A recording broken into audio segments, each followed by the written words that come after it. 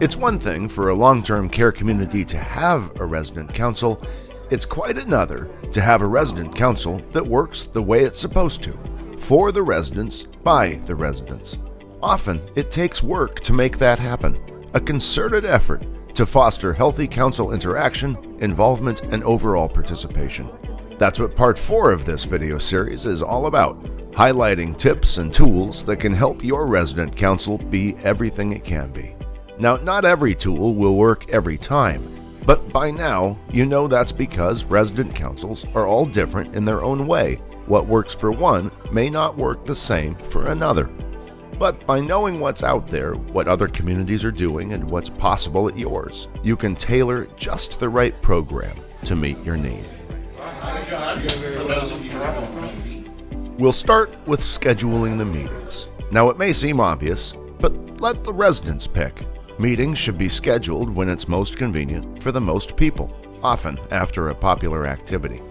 Once the meeting time is set, coordinate with staff to make sure they can work their schedules around the chosen time, and then keep the meeting date and time as consistent as possible.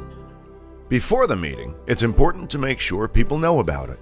Write up a flyer with the date, time, and location, and post it wherever it makes sense. Bulletin boards, activity calendars, put it in the halls and common rooms. Use the in-house TV station if there is one. Residents can't go to the meetings if they don't know about them, so make sure that's not an option.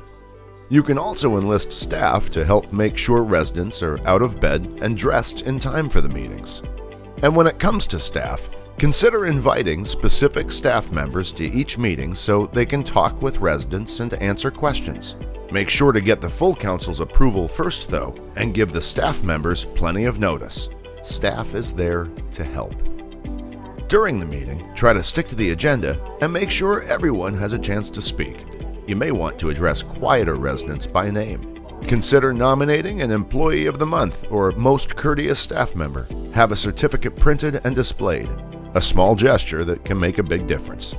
You might also want to offer snacks or a low-cost meal during meetings. These can be paid with resident council funds if they exist, pending a full vote, of course. Meetings should include an agenda to help keep them organized and focused. Agendas should be written and distributed a day or two before the meetings so everyone is prepared. Staff can offer suggestions on the agenda, but the council should provide most of the input for what's on it. Most agendas follow a similar pattern. They begin with introductions and a warm welcome. They often include a review of the council's purpose and reasons for the meeting. That's followed by a review of what happened at the last meeting, the minutes as they're called. This helps new residents get up to speed. Thanks and praises may come next, during which residents express appreciation for what's been happening in the home. This part is optional, but it can help set an upbeat, positive tone for the meeting. After that, the informational piece. Officers and representatives talk through resident concerns, needs, and activities. Committees may offer updates on their work. Then unfinished business, following up on unresolved issues from previous meetings. Here, it may be helpful to invite a staff member to listen and offer thoughts.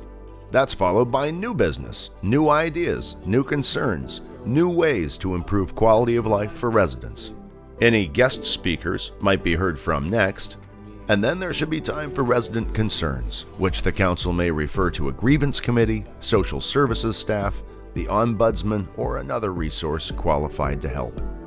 Make sure to include time at some point during the meeting to excuse your guests. All non-residents should be asked to leave for a portion of the meeting so the council can discuss items privately.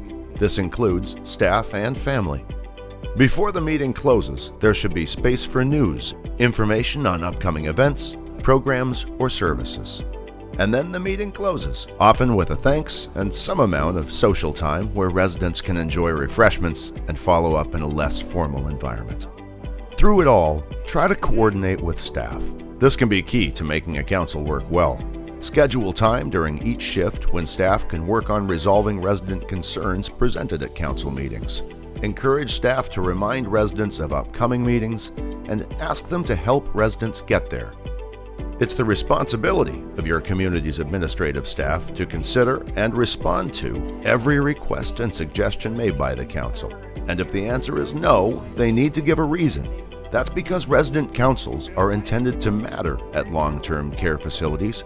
They're meant to help people live autonomous, full lives and to give them more of a voice. But of course, they're only as good as their members make them. Hopefully, these tips can help make yours even better.